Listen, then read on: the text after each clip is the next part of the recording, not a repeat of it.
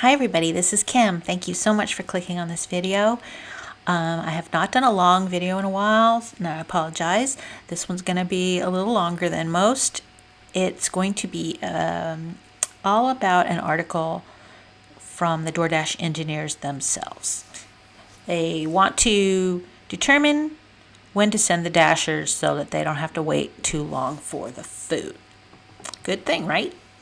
The problem as I see it, and as Doordash sees it, is that they currently send the dashers to restaurants too soon. They blatantly said this right in the article, so they agree with it too. But maybe they're telling the restaurants to have the food ready too late, or the restaurant ignores what the app suggests, or the app ignores what the restaurants put in as a food ready time. From what I gather, the restaurant set the time that the food will be ready. Do they really? I'm not really sure. Or do they just confirm the order and not pay attention to the timing? Some restaurants don't even start the food prep until the dashers arrive. So I don't think across the board there is criteria that they all follow. This video is going to be solely about how the Doordash engineers are using, it's not machine language, it's machine learning, to learn what the optimum time is to send the dasher to the restaurant. So that aligns with the time that the order should be ready to be picked up. Ideally, that's great, right? This should be very interesting. I have not read the entire article yet. I kind of glanced at it. So let's explore it together. I am creating this PowerPoint presentation along with reading the articles, so I'm kind of doing it as I go. So I'm not really sure at this moment what the end result of this article is, so we'll find out together. Okay, so here's a link to the blog article. I'm going to put it in the description below so you can read it later if you want. I'm going to try to translate it into understandable English and simplify things a bit. The Doordash engineers understand that the delayed food prep times increase dasher wait times, and they see that it becomes a negative experience for the dasher, obviously, and they understand that restaurants don't want a handful of dashers hanging out at the restaurant waiting for the orders either. By the same token, though, they don't want the food quality to suffer by having it sit and wait for a driver to arrive. So that food wait time is also taken into consideration. You know, there's a fine line there. You want them to have the food ready maybe right as the driver is arriving, or maybe right after they arrive, but you don't want it ready 5 minutes before, I guess, because then the food's going to sit there. But I don't know. So this is anyway the situation they want to fix. I want to ask you to please like and subscribe. That would be fantastic. I appreciate it. So this optimal meal prep, optimal dasher wait time. This is the next section of the blog here. The software engineers at Doordash say they aim to time the dasher's arrival at the restaurant to be at the same time that the food is set to be ready. That makes sense. They rely on the restaurants to start preparing the food ahead of the dasher's arrival. Again, that makes sense. But different restaurants start preparing at different times. Sometimes due to other pending orders, or due to the fact they would rather have the dashers wait a few minutes than have the food wait and get cold. Some restaurants will wait until the dasher arrives to start the food prep. Some restaurants are just too busy to get the food ready in the time allotted. So the Doordash engineers want to figure out exactly what's going on so they can optimize the timing. So let's look at that a little bit more. Okay, so this is a graphic that was actually inside of the blog. It's the food preparation timeline. So ideally, once the restaurant confirms the order, they would start preparing it. And then right after it is confirmed, Doordash starts the matching and dispatch process. So they're trying to find a dasher and pick the best dasher to offer this to. I did a video about that you definitely should check out. It's one of my most popular videos. I'll put a link to it here. But all about the dispatch process. Anyways, so So then the order is accepted by the dasher, and the dasher heads to the restaurant. Hopefully the food is ready. So ideally, the order's ready, dasher arrives, the food's picked up. In a perfect world, that's what would happen. Now, there's a little bit more that they're doing with fast food restaurants. So quick service type restaurants, fast food mostly, merchants at these types of restaurants would wait until the dasher arrives to make the food, so it doesn't sit there getting cold while they wait for dashers to accept the order and arrive. This resulted in long wait times for dashers, and then the dasher would just unassign the order because they don't want to wait, and then other issues. So Doordash came up with the Auto Order Release Program, AOR. This was created in order to release the order to the kitchen once a dasher is on their way and is a certain distance from the restaurant. This was aimed at making sure the food was fresh and the dasher did not have to wait too long. The release distance uses geolocation indicators, which would give a certain amount of time for the food to be prepared. So in English, I'm just going to use this as an example, they would say McDonald's takes 5 minutes to make the food. So they want to wait until 5 minutes before the dasher would get there to prepare the food. So they set up a geolocation, a geofence, like a mile away or whatever. And they say, well, it should take about 5 minutes from this point. When the dasher reaches that spot, they'll let us know. We'll release the order to be prepped. And then it should be ready at 5 minutes when the dasher is here. The specific restaurants using this AOR program were trained, and the specifics of how long to wait, how long the release distance should be for each store. When a store is using AOR, all of its deliveries are placed on the delayed release system, so the kitchen will not start the food until the dasher is a specific distance from the restaurant. In my example, 1 mile. Every single order would be held until that time. And it didn't matter if there was one item or 16 items. It would all be in that delayed release system. Did this solve the problem? Well, let's just see how it was supposed to work. Okay, so this is the timeline, again from the blog. Restaurant confirmation, dispatch process at Doordash starts. They start offering it to dashers. Here, a dasher finally accepts it. Still haven't started making the food yet. The dasher passes the release geofence. In our example, they're 1 mile away. Okay, let's start the food. So they start making the food. It takes 3 or 4 minutes. Food's ready to be picked up. The dasher arrives at the store. There you go. So in theory, it sounds like it should work, right? Okay, but there were more issues.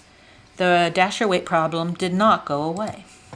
The delayed release setting is defined at a store level, but doesn't take into consideration all the other factors that may keep an order from being done quickly after being confirmed. A very busy restaurant, staff shortages, etc. The dashers would still be waiting too long. In my experience, I'm just going to add this in here, a lot of times you'll show up and they haven't even seen the order. They didn't even look at the app. They don't even know the order exists. Now, supposedly they confirmed it with Doordash, because how else would Doordash be sending a dasher there? But they haven't even started the food yet, so I don't know. Anyways, when a dasher is at a restaurant and the order's not ready, if they have to wait too long, they'll unassign it because they don't want to wait. It's not worth their time to sit there for another 15 minutes to make their $7 or whatever. So the food is obviously still going to be prepared.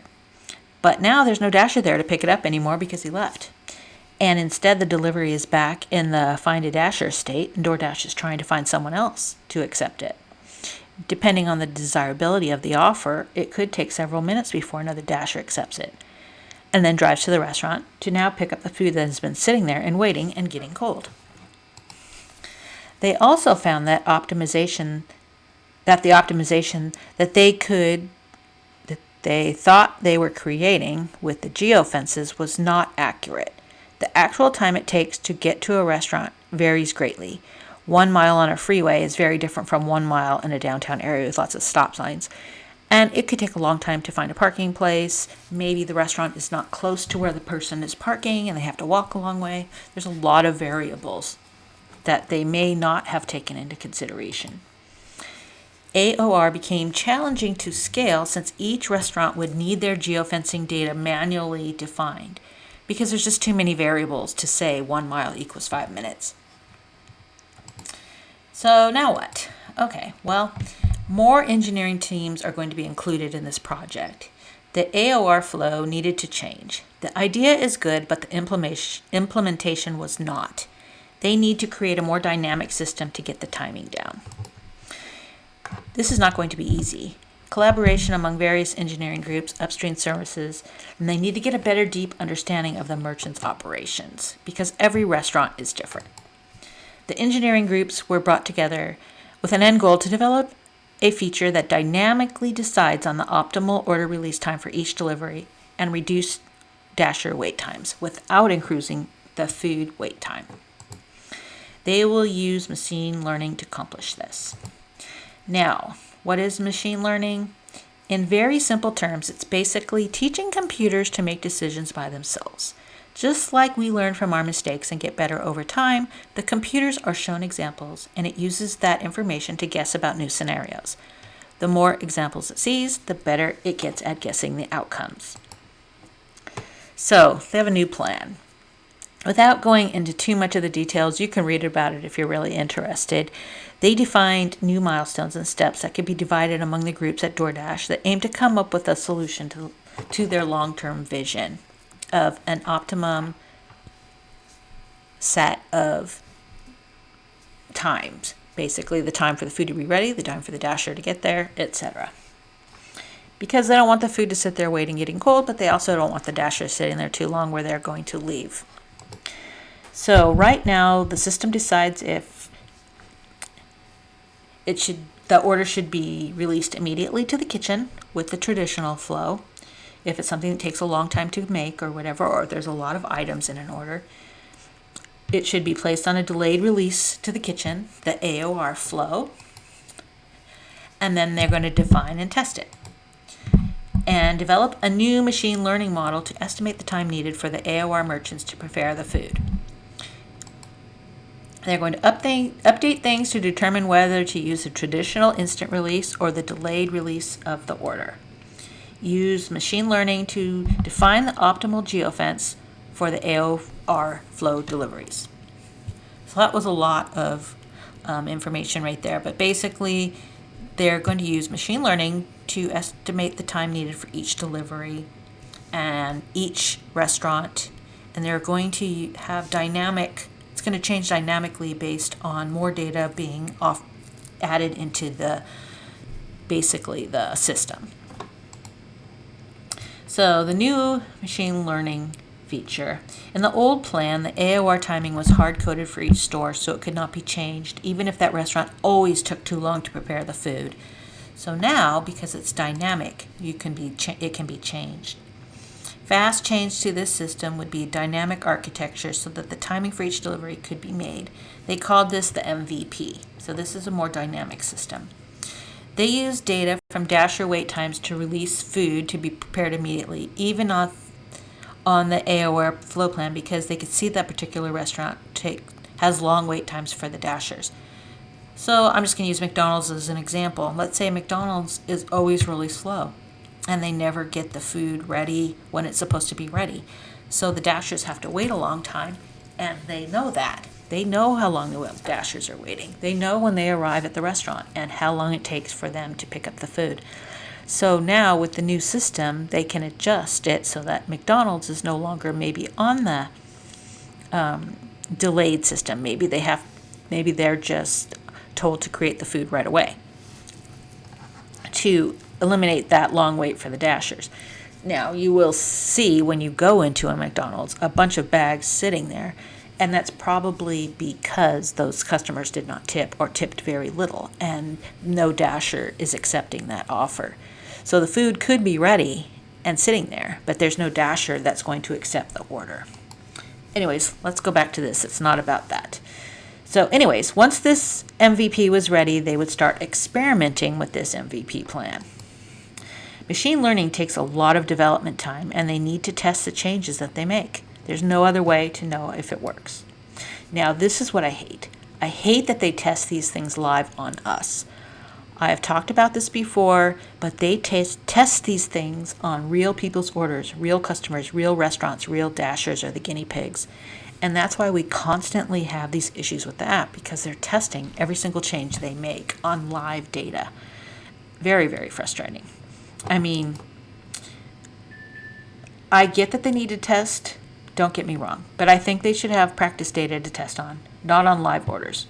Okay, rant over. The testing gives them the answers to these following questions.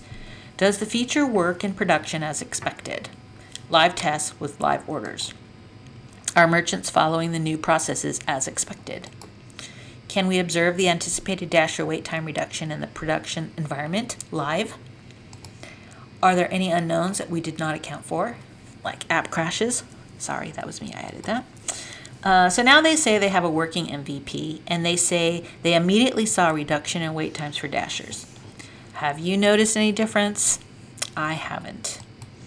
Adding the ability to decide on a release strategy for each delivery versus based on a store level resulted in higher prep time orders being released earlier, giving merchants more time to prepare the food. Okay, great. They test it and they feel like it worked, but now what? Since they saw the reduction in the wait time for the dashers, they now feel like they have a testable system that can connect multiple services to get real-time predictions. They think the machine learning models are working. So they feel like they improved things on the food ready portion, but that was not all they needed to fix. Now they have the part set which determines when to release the order to the kitchen. They need to work on how to accurately anticipate dasher arrival to the restaurant. They use similar processes as I just described to get a better understanding using past dasher data and machine learning, I keep saying machine language, I'm not really sure why. Anyways, and machine learning to get a better estimate. They think they found a winning combination of processes to determine how long it will take a dasher to get to the restaurant based on geofencing algorithms. Ultimately, they think that they have come up with a model that works, and they feel like accuracy has increased and that they are doing a better job of determining when to release the food to be prepared, as well as when to send the dasher to pick up the order. Okay, so that was the article.